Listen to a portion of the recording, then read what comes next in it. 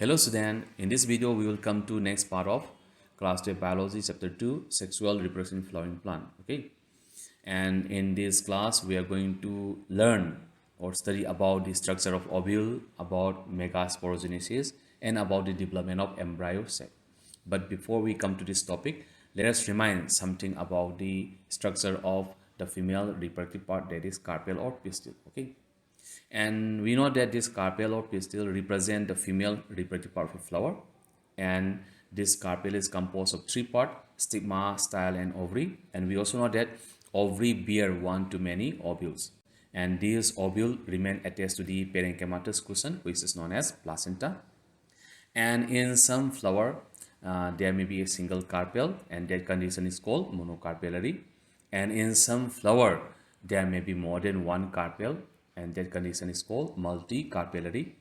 And in multicarpellary condition, what can happen? The carpels can be either free or fused.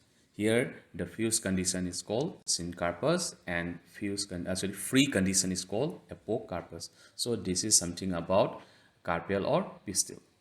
Now come to the structure of ovule. So there are different types of ovules. So here we will discuss a type of ovule known as anatropous ovule. Okay, and one more point, inside this ovule megaspore will be produced. Because of that, ovule is also known as megasporensem. So you can call ovule as megasporensem. Okay, now coming to the structure of anatropous ovule, we know that the main body, the main part of the ovule will be represented by a oval shaped structure known as nucellus, and this nucellus will be surrounded by one or two envelope, and this envelope is known as integument, and this integument will leave a narrow pore at one end of the ovule, and this particular region where integument is absent is known as micropyle. Okay, and opposite to micropyle you will find the region of Salazar, from where the integument arises, and this body of ovule will be attached to the ovary wall with a stalk, and that stalk is known as funicle, and this funicle will be joined with the body of the ovule in a region known as hilum. That means hilum, it represents the junction between ovule and the funicle, and towards the micropylar end you will find embryo sac, where female gamete egg is present. Okay, so this is about the structure of anatropous ovule. So in this lesson here we are going to study how this embryo sac develop inside the ovule, because in young ovule this embryo sac is absent. Okay, and in this embryo sac what is present? Female gamete egg is present. So here we will study how embryo sac develops. So to understand how embryo sacs develop, first let's see the process of megasporogenesis, because during megasporogenesis, megaspore will be produced, and this megaspore is responsible for the development of embryo sac. Megasporogenesis. So in the young ovule, what happened? Towards the micropylar end and in the nucellus, a distinct archisporal cell will be formed, which will divide to form two type of cell. One is called parietal and one is called sporogenous cell. And here the parietal cell will divide further and it become part of the nucellus. But on the other side, the sporogenous cell will not divide further. This sporogenous cell will function directly as megaspore mother cell, which undergoes meiosis to form 4 haploid megaspore. So this process of formation of megaspore from megaspore mother cell through meiosis is known as megasporogenesis. I will repeat and look at the figure. Here what happened? Sporogenous cell will function directly as megaspore mother cell. It does not divide further. Okay, and this megaspore mother cell will undergo meiosis to form megaspore. And as meiosis is reduction division, all the megaspore will have haploid number of chromosome.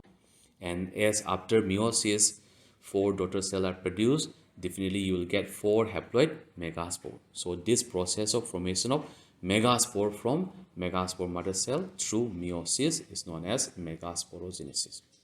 So this is about formation of megaspore, and this megasporogenesis will take place in ovule. And these 4 megaspore are arranged in linear form. That means they are arranged in straight line. And of these 4 megaspore, 3 megaspore which are present towards the micropylar end will degenerate and finally disappear. and thus only one megaspore will remain functional.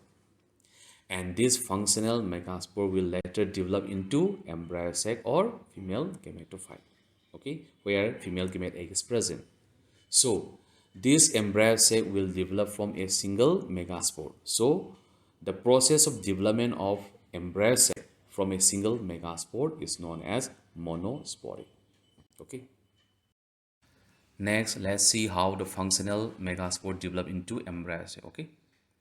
So to develop embryo sac from a functional megaspore, the functional megaspore will undergo three mitotic division. And here, this three mitotic division will not be immediately followed by the division of cytoplasm. That is, every nuclear division is not followed by the division of cytoplasm. So, this three mitotic division will lead to the formation of two nucleated embryo sac, then four nucleated embryo sac, and then eight nucleated embryo sac. Okay. Then, after this, one nucleus from each side will move to the center to form two polar nuclei. And these two polar nuclei will represent the nucleus of the central cell. Okay. After this, again, the remaining six nuclei will develop into cell at the two end.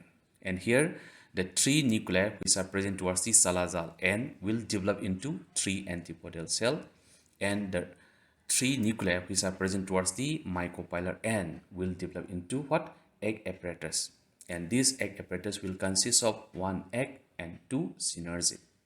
That is, the eight nucleus of the embryo sac will get organized into how many group? Into three group. Group number one, three antipodal cell which are present towards the Salazar end. Group number two, three egg apparatus which consists of one egg and two synergy. And group number three, two polar nuclei which represent the nucleus of the central cell. That means in a mature embryo sac there will be 8 nucleus and 7 cell. So how only 7 cell? Here this 7 cell will be represented by 3 antipodal cell, 3 egg apparatus, and 1 central cell. Okay. So thus at maturity, a typical embryo sac will be 8 nucleated and 7 cell. Above this, at the base of the synergy, there are some projection known as filiform apparatus. And the function of this projection is to guide the pollen tube, into the synergy. Okay, this is the function of filiform apparatus. Okay, I will repeat this point again. So, how embryo sacs develop? To develop embryo sac, what happened here? The functional megaspore undergoes three mitotic division.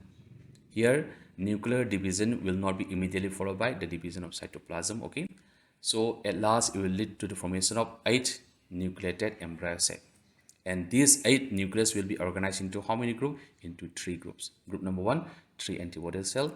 Group number 2, 3 egg apparatus, and group number 3, 2 polar nuclei. Okay, so this is about the development of mature embryo sac, and in this embryo sac, what is present? Female gamete egg is present.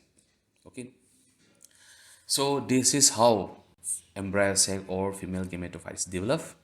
And before we wind up, let me remind you of what we have learned in this class. So today we have learned about the structure of ovule, about megasporogenesis, and about the development of embryo sac. Okay, and that brings me to the end of today's class, and thank you very much for your attention.